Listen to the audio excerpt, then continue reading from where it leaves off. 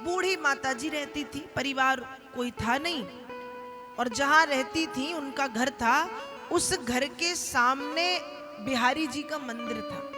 किसका मंदिर था? बिहारी जी का। कोई था नहीं, पतिदेव था नहीं, थे नहीं, और बच्चे थे नहीं, अकेले माता जी घर पे रहती। घर काफी बड़ा था और घर पे रहती थी। तो जब अकेली थी, क्या करें? तो बिहारी जी के मंदिर के सामने वो जलेबी और भजिया, जलेबी और पकौड़े की दुकान लगाती थी और वो बेचती थी।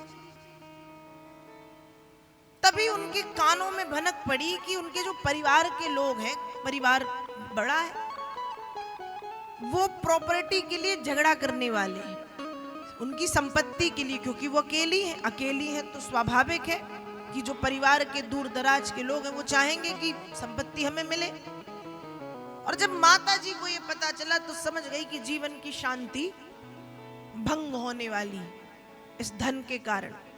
तो माता जी ने पूरा का पूरा जो घर था या थोड़ी बहुत उनकी जो संपत्ति थी वो बिहारी जी के मंदिर में दान में दे दी, सब। अब जब दान में दे दी तो पंडित जी ने भी कहा कि जब तुमने सब मंदिर को दे दिया तो एक काम करो, ये जलेबी बलेबी बनाना बंद करो, और तुम भी मंदिर में एक कमरा तुमको दे रहे, उस कमरे में आके रहो और जैसी तुमसे बने वैसी भगवान की और मंदिर की सेवा करो। अब माता जी रहने लगी, खूब सेवा करे, कहीं फूल बनाए, फूल की मालाएं बनाए, कहीं भगवान के मंदिर में झाड़ू बुहारे, पोंछा लगाए, कहीं भगवान के मंदिर के बर्तन साफ करे, जो पंडित जी बोले वो सारे काम माता जी करती। और पंडित जी दोनों समय माता जी को अच्छा भोजन पवाते हैं और रात में दूध देते हैं। सुबह शाम भोजन और रात्रि में 1 गिलास दूध। एक दिन की बात है, माता जी रात्रि में जब दूध पी रही थी तो पंडित जी वहीं थे। तो दूध पीते समय कट कट कट कट की आवाज, जैसे कुछ हम खाते हैं ना तो वो आवाज आती है, वैसी आवाज। तो पंडित जी ने कहा, माता जी क्या खा रही हो? मैंने तो दूध दिया है। तो माता जी कहे, पंडित जी रोज रोज आप ही तो इतने सारे काजू बादाम इसमें डाल देते हो, वैसे ही मेरे दांत कमजोर है, मैं बूढ़ी हूं, कहाँ तक चबाऊं? तो वो ही कट कट के। पंडित जी कहे कि मैं क्यों डालूं? पंडित जी कहे, मैं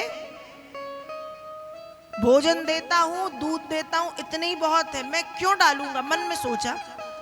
पंडित जी ने कहा, अच्छा ठीक है, कल से कम डालूंगा। एक दिन हुआ, दूसरे दिन फिर दूध पिए और वैसे ही कट कट कट कट की आवाज आए। अब पंडित जी कहे, मैं देता नहीं, कुछ तो है, या तो ये चोरी कर लेती है मंदिर से, पर मंदिर के भीतर तो ये जाती नहीं, तो उसको लाके कौन देता है? और नाम मेरा लगा रही कि मैंने दिए। उस दिन की बात भी निकल गई। फिर एक दिन सुबह दोपहर का जब भोजन मिला माता जी को, तो भोजन तो ठीक है, भोजन में जो दाल थी और रोटियां, दाल में खूब सारा घी और रोटियों में, अब पंडित जी तो ऐसे लगाए, मतलब घी सिर्फ स्पर्श कराते थे, नाम मात्र का। लेकिन उस दिन पंडित जी ने रोटियां देखी तो घी टपक रहा है रोटियों में से और दाल के ऊपर घी। पंडित जी कहे, माता जी बड़ा घी भी खा रही हो आजकल। माता जी कहे, पंडित जी क्यों मजाक करते हो, पूरी थाल आप लाके देते हो, आप ही इतना पवा रहे हो। पंडित जी फिर कि मैं घी कैसे, मैंने तो दिया नहीं। पंडित जी मंदिर के भीतर किसी काम से गए तो पंडित जी क्या देख रहे हैं कि भगवान की जो उंगलियां हैं वो उंगलियां घी में क्या है, लथपथ है, सनी हुई है। अब पंडित जी को लगा कि उसकी कटोरी में घी और इनके हाथों में गड़बड़ है, भाई गड़बड़ है। अब पंडित जी ने कुछ कहा तो नहीं, लेकिन पंडित जी ने एक अफवाह फैला दी, जलन। अफवाह क्या? कि इस बूढ़ी औरत ने एक खसम रख लिया है। क्या रख लिया है? पति, एक पति रख लिया है। वो इसको खूब काजू बादाम खिलाता है, घी खिलाता है। अब धीरे धीरे मंदिर में जो आए वो माता जी से बस उल्टी बात कि माता जी आजकल तो बड़े अच्छे से रह रही हो, आजकल तो बड़ा ऐसा बड़ा वैसा। माता जी कहे ऐसे हुआ क्यों? ऐसा हुआ क्यों? अफवाह फैली और बुरे तरीके से फैली।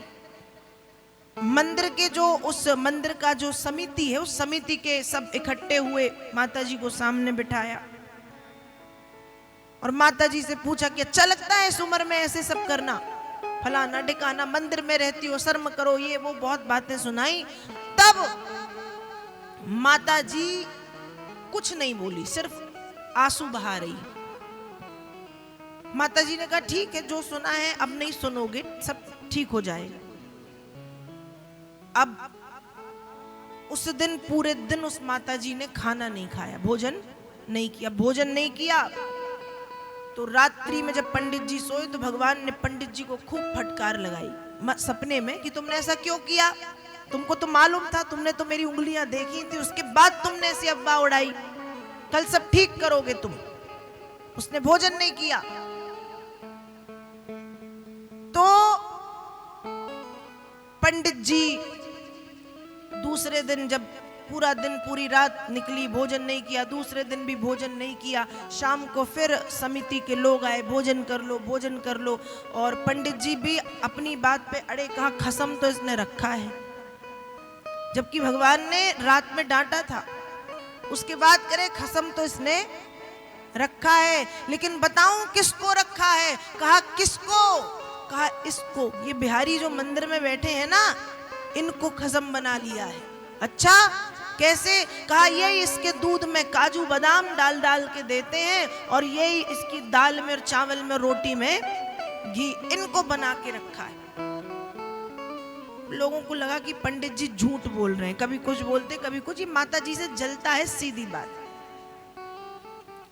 माता जी से क्षमा मांगी कि चलो ठीक है अब तुम भोजन कर लो, गलती हो गई ऐसा वैसा। पर माता जी कहे अब तो खाऊंगी तो खसम के हाथ खाऊंगी। किसके हाथ खाऊंगी? उसी के हाथ जिसके लिए मुझे बदनाम किया गया। अब वही आके जब तक नहीं खिलाएगा तो मैं नहीं खाऊंगी। देखते ही देखते 2 दिन हो गए, माता जी खाने तैयार नहीं और भगवान खिलाने तैयार। तीसरे दिन जब शाम होने लगी, जब एकदम वो बेहोश चक्कर आने लगे, तो अपने आप मंदिर की घंटियां बजने लगी, पट खुले हैं और माता जी उस मंदिर के भीतर गई। और जैसे ही मंदिर के भीतर गई, मंदिर में जाकर के उसके शरीर से आत्मा निकल के भगवान के चरणों में समर्पित हो गई। वो वहीं गिर पड़ी भगवान के चरणों में और उसने अपने देह को त्याग दिया।